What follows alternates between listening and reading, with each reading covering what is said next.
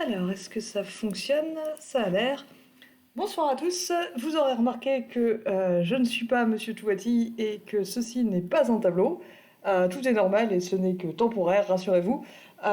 Mais c'est moi, du coup, qui vous envoie les vidéos cette fois sur le chapitre sur les intégrales généralisées. Caroline Bernier, enchantée. Et du coup, dans cet exercice, on s'intéresse à des intégrales généralisées, donc définies entre une borne finie et plus l'infini. Et il va s'agir de revenir à la définition pour déterminer si elles convergent ou pas. Donc qu'est-ce que c'est pour commencer la définition? La définition d'une intégrale généralisée convergente ou divergente, on va partir d'une fonction f, dite localement intégrable. Donc elle va être définie sur un intervalle a plus l'infini à valeur dans R. Et on dit qu'elle est localement intégrable, ce que je vais abréger en locint parce que c'est vachement long à écrire, si pour tout b supérieur ou égal à a, f est intégrable au sens de Riemann sur l'intervalle AB fermé. Alors Riemann ça prend un i, voilà. Riemann intégrable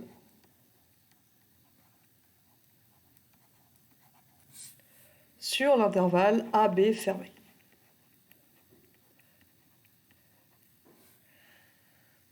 Si ça c'est vrai pour n'importe quel b supérieur ou égal à a,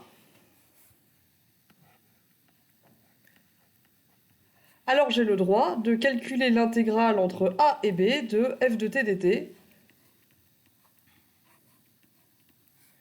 pour n'importe quel b supérieur ou égal à a.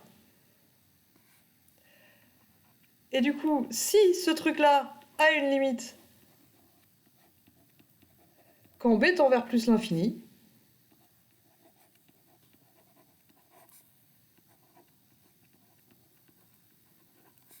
on dit que l'intégrale généralisée entre a et plus l'infini de f de t dt converge. Et sinon, on dit qu'elle diverge.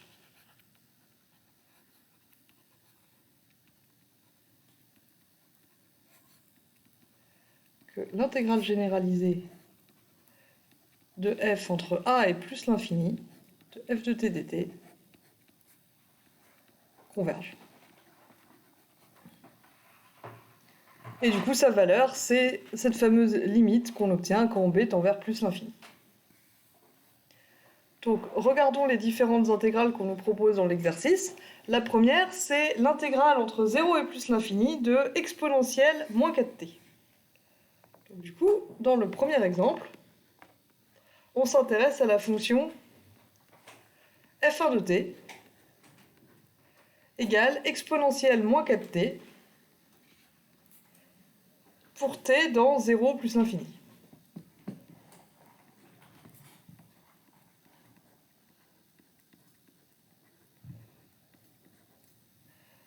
Or, cette fonction, f1, elle est continue sur cet intervalle R+, sur 0 plus l'infini. Donc en particulier, pour n'importe quel b plus grand que 0, elle est continue sur AB, sur 0b, pardon. Et du coup, on peut l'intégrer. Vous savez que les fonctions continues sont Riemann intégrables.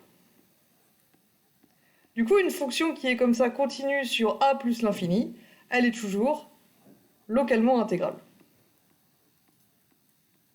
Loc, int, pour les connaisseurs.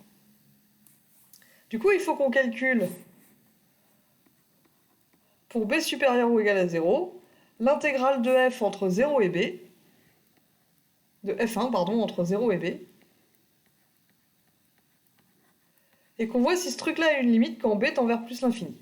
Or, l'intégrale entre 0 et b de exponentielle moins 4t dt, ben ça c'est quelque chose que vous savez primitiver, c'est exponentielle moins 4t sur moins 4, ça c'est une primitive de l'exponentielle moins 4t, entre 0 et b. En b, ça nous fait exponentielle moins 4b sur moins 4, et en 0, on a moins un quart, donc plus un quart. Donc au total, celle-là, elle est égale à 1 quart moins 1 quart de exponentielle moins 4b.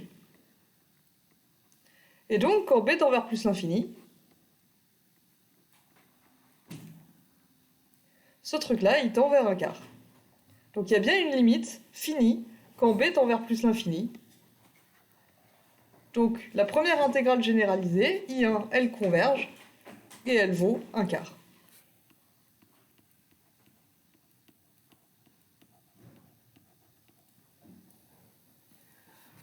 Donc continuons. Les autres exemples vont mettre en jeu des techniques que vous avez probablement déjà revues lorsque vous avez vu l'exercice 3.1 du chapitre précédent, intégration par partie, tout ce bazar-là. Donc dans la deuxième, on s'intéresse à la fonction f2 de t, qui est donnée par 1 sur t fois t plus 1.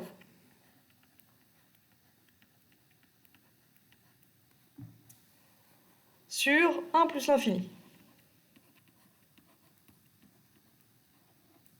Donc la même chose, f2 est continu, donc localement intégrable, sur 1 plus l'infini.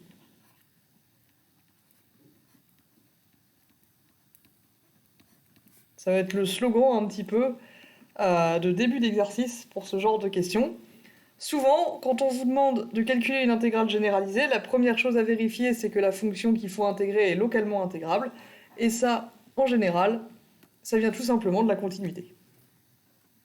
Mais va-t-on, toi ? Bon. Voilà. Pardon. Et du coup, maintenant, il faut qu'on calcule l'intégrale entre 1 et b de f2 de t dt, donc pas 0 cette fois, 1. Hop là. Il faut qu'on calcule l'intégrale entre 1 et b de f2 de t dt, c'est-à-dire l'intégrale de 1 sur t fois t plus 1.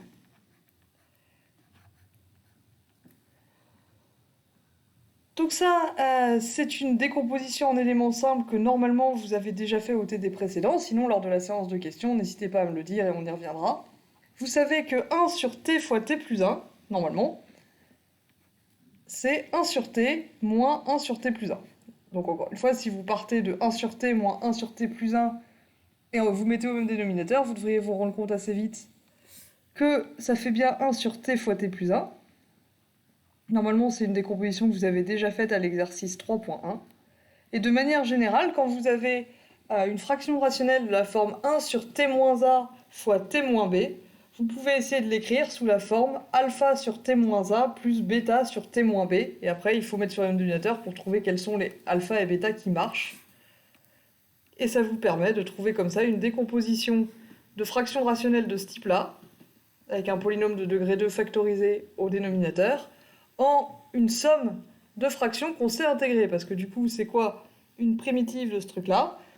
C'est tout simplement une primitive de 1 sur t, c'est-à-dire ln de t, moins une primitive de 1 sur t plus 1, c'est-à-dire ln de t plus 1. Entre 1 et b. En b, du coup, ça nous fait ln de b moins ln de b plus 1. Et en 1, ça nous fait ln de 1 qui fait 0, moins ln de 2, donc plus ln de 2. Donc on obtient ln de b moins ln de b plus 1 plus ln de 2. Alors là, si je fais directement tendre b vers plus l'infini, je vois que j'ai un problème parce que ln de b va tendre vers plus l'infini, mais ln de b plus 1 aussi, et donc là j'ai une indétermination de type l'infini moins l'infini. Mais pas de panique, car c'est le logarithme. Et du coup, ln de b moins ln de b plus 1, c'est en fait, hop là, ln de b moins ln de b plus 1, c'est en fait ln de b sur b plus 1. Et du coup, j'ai toujours plus ln de 2 ici. Or, b sur b plus 1, quand b tend vers plus l'infini, lui là, ça tend vers 1. Du coup, par continuité de ln de b sur b plus 1, ça tend vers 0 quand b tend vers plus l'infini. Et donc, quand b tend vers plus l'infini, tout ça, là, ça va tendre tout simplement vers ln de 2.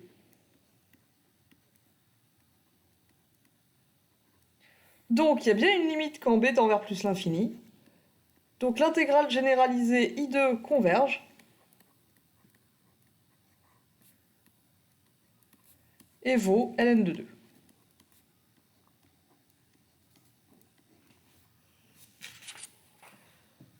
Ok, jusque-là, tout va bien. On va maintenant passer à I3, où il va s'agir d'intégrer la fonction... Alors, c'est laquelle? I3, c'est logarithme entre 2 et plus l'infini. Donc, encore une fois, logarithme, elle est continue sur D. Logarithme népérien, c'est une fonction continue, donc localement intégrale, sur 2 plus l'infini.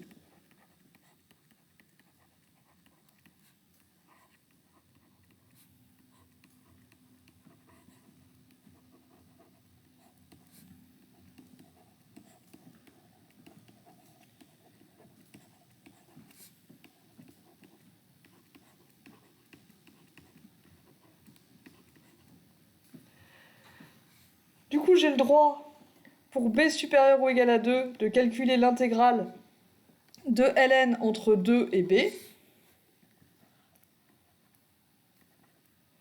Alors j'ai le droit, mais comment je fais? Je suis sûre que vous avez déjà vu cette astuce-là. C'est une intégration par partie cachée. Ici, en fait, c'est pas juste ln de t. C'est 1 fois ln de t.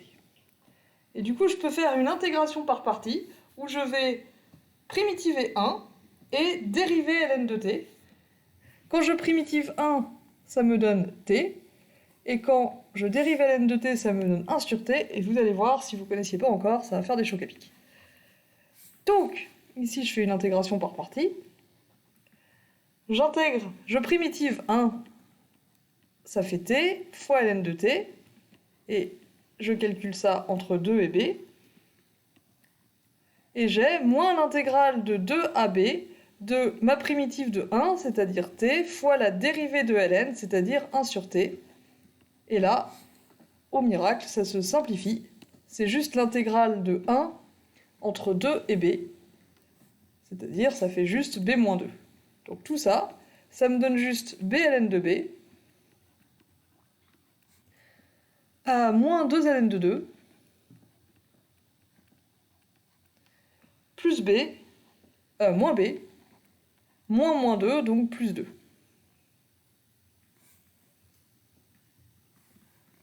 Donc du coup, ça me donne b fois ln de b moins 1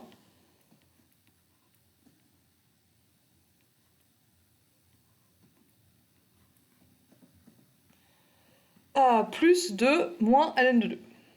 Plus 2 moins 2 ln de 2. Et ça, quand b tend vers plus l'infini, eh ben ça diverge. Ln de b moins 1, ça va tendre vers plus l'infini, et b, ça tend aussi vers plus l'infini. Donc tout ce bazar, malgré le 2 moins 2 ln de 2 qui était bien brave, tend vers plus l'infini. Donc notre intégrale généralisée I3, elle diverge. Et en même temps, si vous réfléchissez à la tête de la fonction ln, sur 2 plus l'infini, hop là, ici c'est 2, hop là, ça va ressembler à quelque chose comme ça, qui croît doucement mais qui croît quand même. Et du coup la question c'était, est-ce que l'air sous la courbe là, jusqu'à l'infini, ça donne un truc fini? Bah ça n'avait pas une tête à marcher. Hein. Je sais pas ce que vous en pensez. Et du coup de fait ça ne marche pas. En fait, on retrouve un peu le même critère que pour les séries, pour qu'il y ait une chance que ça fonctionne, que quand vous fassiez l'intégrale entre truc et plus l'infini d'une fonction positive, ça converge, il va falloir que la fonction tende vers 0. Sinon, il y a assez peu de chances qu'on se retrouve avec quelque chose de fini.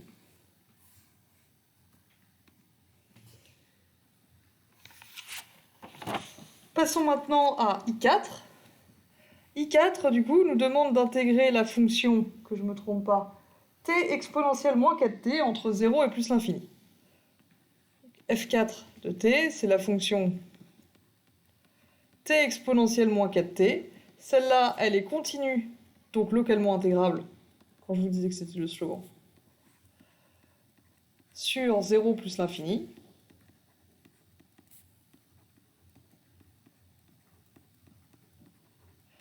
Et si je prends un b supérieur à ou égal à 0,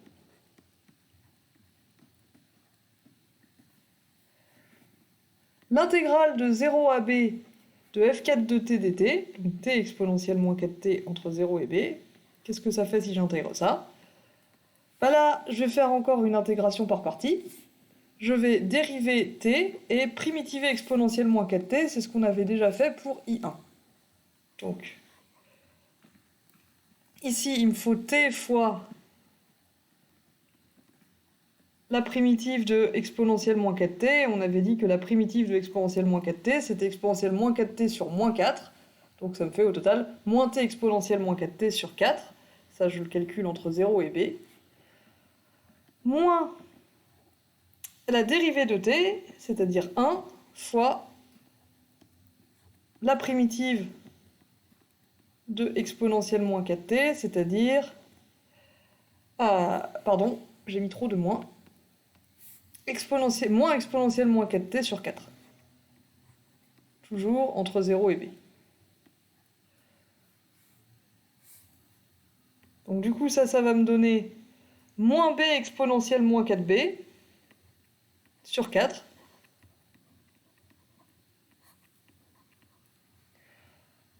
Alors, ici, je vois que j'ai un moins ici et un moins là qui vont se simplifier pour me donner un plus. Et maintenant, il me faut la primitive de exponentielle moins 4t sur 4. Bah, ça va me faire exponentielle moins 4t sur 16. J'aurais pu être plus maligne et sortir le 1/4 de l'intégrale. Mais vous allez voir, on va s'en sortir quand même. Et du coup, au total, j'ai moins b sur 4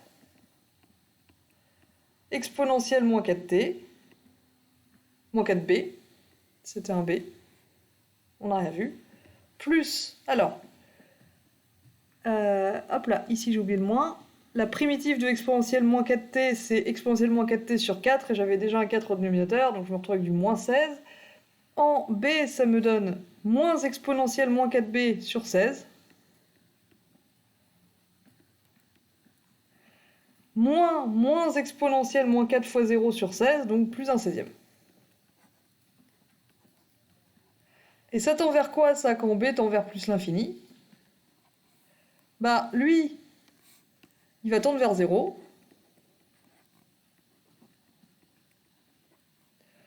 Lui, c'est du b exponentielle moins 4b. Donc, vous vous rappelez, par croissance comparée, ça va aussi tendre vers 0. Donc, b, il tend vers plus l'infini. Donc, moins b tend vers moins l'infini. Mais exponentielle moins 4b écrase tout ça. Il gagne sur les b. Ça fait encore 0. Et au total, tout ce bazar tend vers 1/16. Donc, I3 converge. I4 converge, on est déjà à I4. Et vaut 1/16.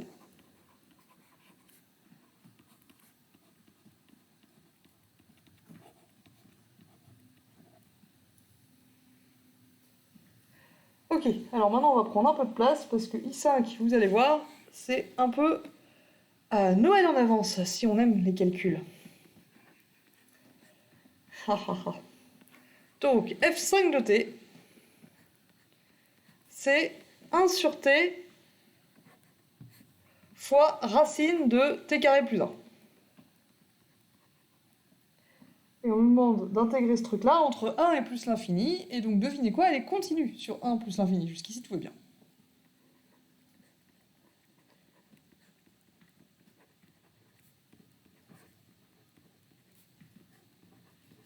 Localement intégrable sur 1 plus l'infini. Donc il n'y a pas de problème de définition. C'est le quotient d'une fonction, c'est l'inverse d'une fonction continue qui s'annule pas. Aucun souci, elle est continue sur 1 plus l'infini. Du coup, pour b supérieur ou égal à 1,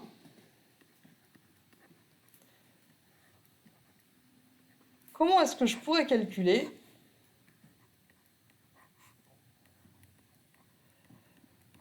l'intégrale entre 1 et b de racine de t carré plus 1 dt. De 1 sur t racine de t carré plus 1 dt. Alors ici, il y a une astuce. Comment amener ceci? C'est de remarquer que si j'avais t sur racine de t carré plus 1, ce serait la dérivée de la fonction racine de t carré plus 1. Donc racine de u, si vous avez u une fonction, la dérivée de racine de u, c'est u' sur 2 racines de u. Et du coup, la dérivée de racine de t carré plus 1, c'est 2t sur 2 racines de t carré plus 1, les deux se simplifient, et on a t sur racine de t carré plus 1. Vous allez me dire, ça me fait une belle jambe, le t il n'est pas au numérateur, il est au dénominateur. Mais moi, ça me fait pas peur, je rajoute le t que je veux au numérateur, et ça me fait t sur t carré fois racine de t carré plus 1. Du coup, si je pose u, c'est racine de t carré plus 1, alors du, vous savez, c'est u' fois dt, donc c'est t sur racine de t carré plus 1 dt. Donc là, c'est plutôt pas mal parce que ça va me débarrasser de tout ça, là. Et maintenant, il me reste 1 sur t carré.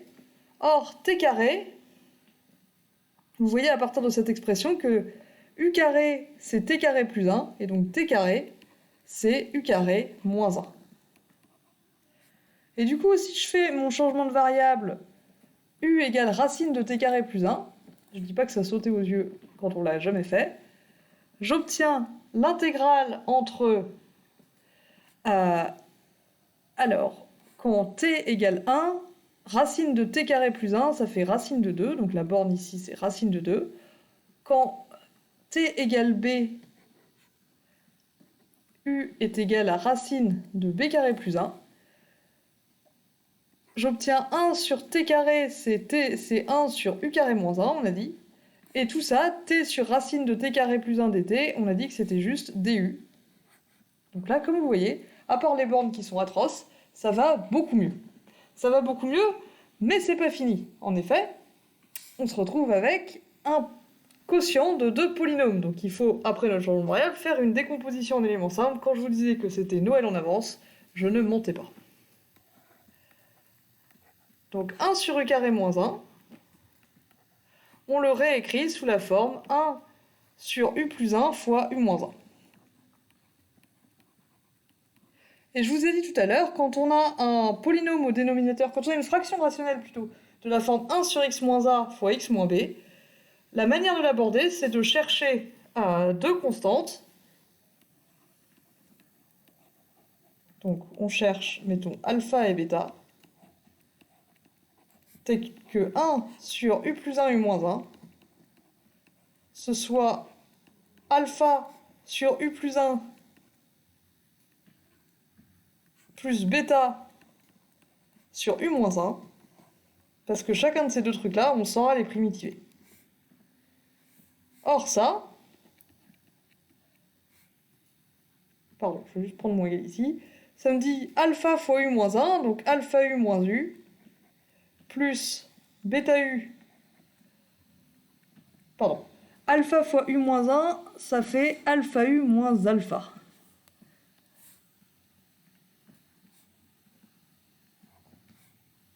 Plus bêta u plus bêta, le tout sur u moins 1, u plus 1. Je veux que ça, ce soit égal à 1 sur u plus 1, u moins 1. Donc je veux que alpha u moins alpha plus bêta, ça me fasse juste 1. Pour ça, il faut que alpha plus bêta, ça fasse 0. Je veux pas avoir de u au numérateur. Et il me faut que bêta moins alpha, ça fasse 1. Donc là, c'est un petit système, deux équations, deux inconnus. Ça nous dit alpha égale 1 demi, moins 1 demi, pardon, et bêta, ça fait 1 demi. Du coup, 1 sur u carré moins 1, je vais pouvoir l'écrire comme 1 demi sur u moins 1 moins 1 demi sur u plus 1. Donc l'intégrale entre, si je reviens du début, l'intégrale entre 1 et b de f5 de t dt, on a dit que c'était l'intégrale entre racine de 2 et racine de b carré plus 1 de 1 sur u carré moins 1. Et 1 sur u carré moins 1, comme on vient de le calculer, c'est égal à 1 demi sur u moins 1 moins 1 demi sur u plus 1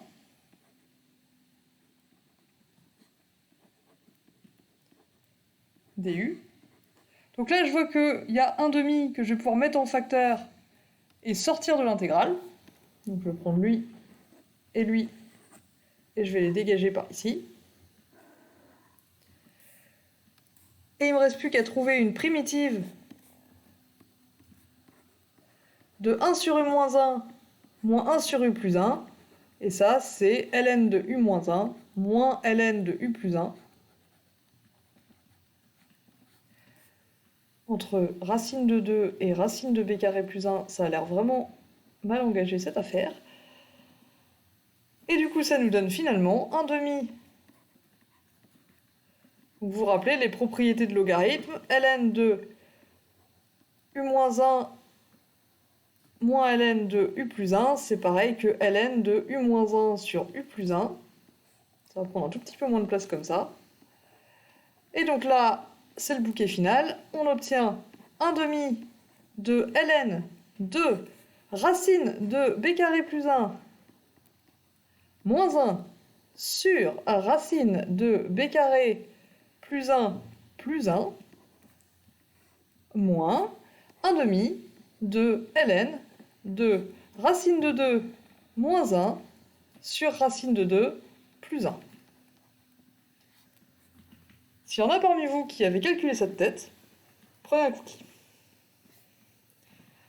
Ok, il faut que je sache si cette horreur a une limite quand b tend vers plus l'infini. Quand b tend vers plus l'infini, si je regarde ce qui se passe ici, on voit qu'au numérateur comme au dénominateur, le terme de plus haut degré, ça va être b. Ici, je peux sortir b carré, je vais mettre b carré en facteur dans la racine, sortir b, et ça va me donner un truc qui tend vers 1. Pareil ici. Et du coup, tout ce bazar, une fois les termes de plus haut degré simplifiés, ça tend vers 1 quand b tend vers plus l'infini. Du coup, tout ça, ça va tendre vers ln de 1 qui fait 0, et donc en fait, il va rester à l'infini plus que cette deuxième partie-là. Encore une fois, là, ça va peut-être un peu vite. À la séance de questions, n'hésitez pas à poser des questions si vous en avez là-dessus. Et donc, il me reste moins 1 demi de ln de racine de 2 moins 1 sur racine de 2 plus 1. Donc, au total, I5, l'intégrale généralisée converge.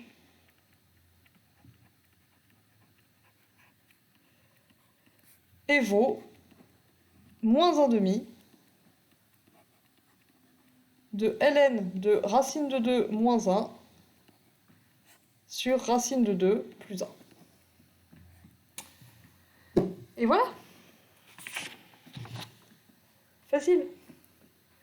Donc maintenant, on va se reposer un petit peu avec un truc moins dur. Cette fois, il va s'agir d'intégrer la fonction t carré moins 1 sur t carré plus 1.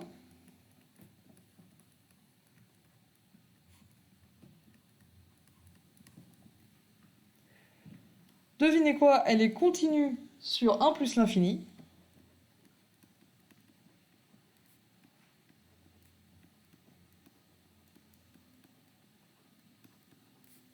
Donc localement intégrable sur cet intervalle.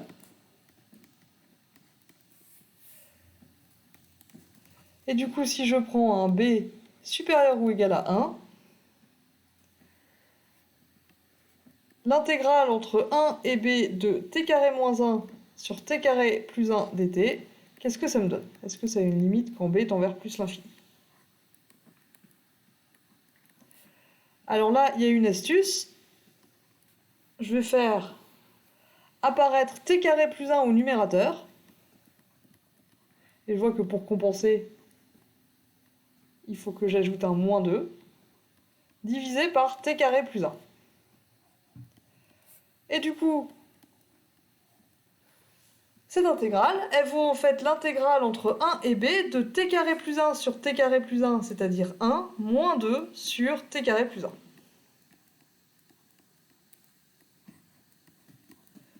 Or, l'intégrale de 1 entre 1 et b, ça fait b moins 1. Ou pour le dire autrement, une primitive de 1, c'est t. Et 1 sur t carré plus 1, vous vous rappelez, c'est la dérivée de arctangente.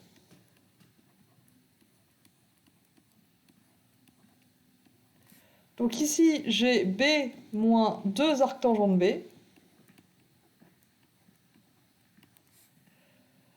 Moins 1 plus 2 arctangente de 1, c'est-à-dire plus 2 fois pi sur 4, donc plus pi sur 2. Si vous vous rappelez plus combien ça fait, vous pouvez laisser plus 2 fois arctangente 1. Ça change pas grand-chose, puisqu'ici, si on calcule la limite quand b tend vers plus l'infini, arctangente b, ça tend vers pi sur 2.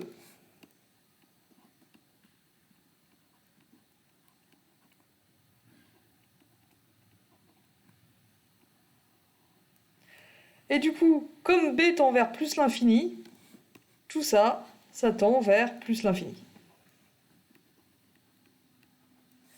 Donc on finit en quelque sorte sur une note triste. L'intégrale généralisée I6, elle diverge.